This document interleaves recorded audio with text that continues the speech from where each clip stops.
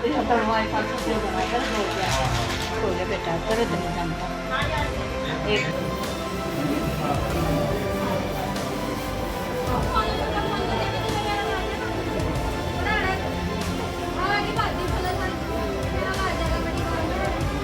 ओ पटारे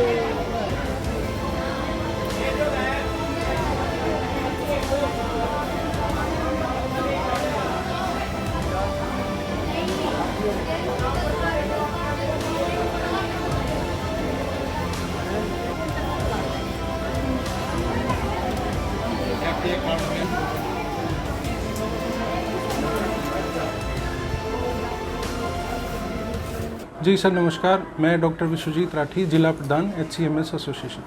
जी, आज काले बिल्ले लगाकर विरोध किया जा रहा है, क्यों? जी जो HCMS एसोसिएशन है उसकी लंबे समय से सरकार से जो मांगे हैं वो अब भी ऐसे के ऐसे हैं। हम लंबे समय से अपनी मांगे सरकार के सामने हर तरीके से उठा रहे हैं, चाहे वो काले बिल्ले लगाकर हमने प्रदर्शन किए हों पिछले कुछ समय में, 1 साल पहले से 2 साल पहले से हम कर रहे हैं।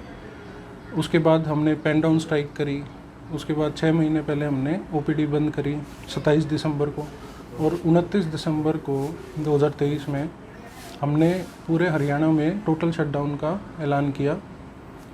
हालांकि बाद में हमने कंसिडर करके इमरजेंसी सर्विसेज खोल दी थी 29 को, लेकिन फिर भी 29 को सरकार की जो गारंटी थी, हम लोग सब पंचकुला गए थे, सरकार ने गारंटी दी कि आपकी सभी मांगें मान ली जाएंगी। श्री अनिल विज जी जो हमारे एक्स हेल्थ मिनिस्टर थे, उन्होंने मिनट्स ऑफ मीटिंग पे साइन भी करे कि आपकी ये सारी मांगें मान ली जाएंगी, और जो 1 या 2 पे पेज फंसा था उसके लिए कंसिडर करने के लिए आगे मीटिंग्स के लिए बोला था।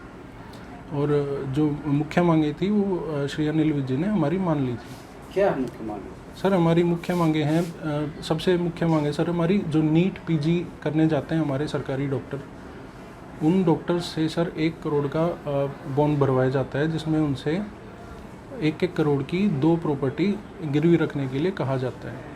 और कोई भी मध्यम वर्ग से आने वाला हमारा डॉक्टर ये करने में सक्षम नहीं है। और उसमें भी ये कहा जाता है कि आप अपने परिवार की प्रॉपर्टी गिरवी नहीं रख सकते, तो कोई दूसरा कोई 2 करोड़ की प्रॉपर्टी कैसे गिरवी रख सकता है? ये चीज़ ठीक नहीं है सर। इसकी वजह से बहुत सारे डॉक्टर्स हमारे PG करने नहीं जा पाते, जिससे सरकार को और जनता को दोनों को नुकसान होता है कि स्पेशलिटी नहीं कर पाते हमारे डॉक्टर्स। तो वो बॉन्ड अमाउंट सर हमारी मांग है 1 करोड़ रुपए से 50 लाख किया जाए, और उसमें कुछ भी गिरवी ना रखवाते हुए पोस्ट डेटेड चेक की हमने मांग करी है, क्योंकि उसमें लीगल एस्पेक्ट्स हैं उसके। अगर वो बाउंस होता है तो जेल भी है उसमें 3 साल तक की। तो पोस्ट डेटेड चेक से वो बॉन्ड अमाउंट किया जाए। और अगर आपकी मांगे पूरी नहीं हुई तो क्या कदम?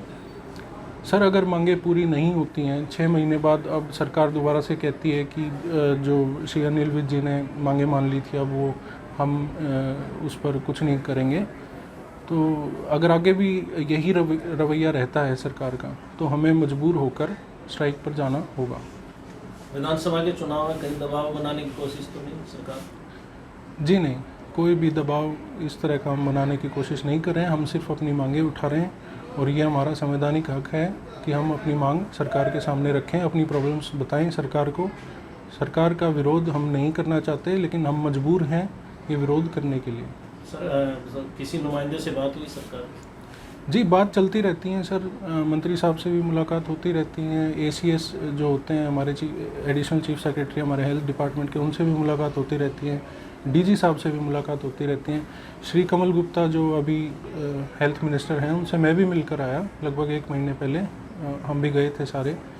और ACS जो हैं सुधीर राजपाल जी, उनसे भी मुलाकात होती रहती है। DG साहब से तो मुलाकात होती ही रहती है, लेकिन हमारी जो मांगे हैं उस पर कोई भी एक्शन नहीं हुआ। सर हमारी जो डेली रूटीन की जो चीज़ें होती हैं, जैसे हमारी जो प्रमोशन है, एश्योर्ड कैरियर प्रोग्रेशन है, या LTC है, या प्रोबेशन क्लियरेंस है, या कोई भी जो डेली रूटीन में अपने आप हो जाना चाहिए कि 2 साल बाद आपका प्रोबेशन हो गया और उसकी चिट्ठी आ जाए, 10-10, 15-15 साल हो जाते हैं उनका, वो पूरा नहीं होता।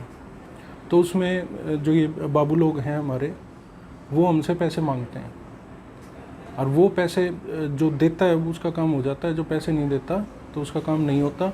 ये ज़िले से लेकर और ऊपर तक पंचकुला तक ये सिंडिकेट बना हुआ है इन लोगों का, और कौन इससे पैसे कमा रहा है कौन नहीं, ये एक जांच का विषय है।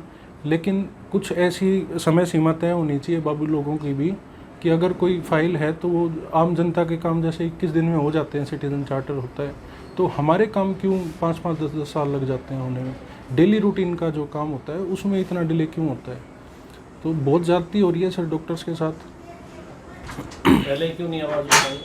सर आवाज़ लगातार उठाते रहते हैं, ये बस जिसको सुनाई देती है, जो कोशिश करता है सुनने की वो सुन लेता है सर। आवाज़ हम लगातार उठाते हैं, अपनी ज़ोर शोर से उठाते हैं। अब 6 महीने पहले भी हमने आवाज़ उठाई थी सर, उससे 6 महीने पहले हमारा प्रोटेस्ट हुआ था सर। तो प्रोटेस्ट हमारा चलता रहता है सर, हम अपनी आवाज़ लगातार उठाते हैं। और जो हमारी अन्य मांगे हैं उसमें एक OPS सबसे बड़ा मुद्दा है। पेंशन बहाली संघर्ष समिति के साथ मिलकर हम ज़ोर शोर से अपनी आवाज़ उठा रहे हैं OPS के लिए। उसके लिए पेंशन बहाली संघर्ष समिति काम कर रही है हमारी। डॉक्टर्स का जो अगला मुद्दा है सर, वो डायरेक्ट SMO भर्ती है। 20-20 साल हो जाते हैं सर डॉक्टर को एक नौकरी करते हुए। 2002 बैच में जो मेडिकल ऑफिसर लगे थे उनकी लिस्ट अब तक SMO की नहीं आई है। 2024 हो गया सर, 22 साल हो गए हैं, वो लोग SMO नहीं बन पाए। उनकी प्रमोशन की लिस्ट पेंडिंग पड़ी है सर सरकार के पास। जो एक नॉर्मल रूटीन का काम होना चाहिए कि इनका प्रमोशन ड्यू है और वो कर दिया जाए, वो नहीं होता सर।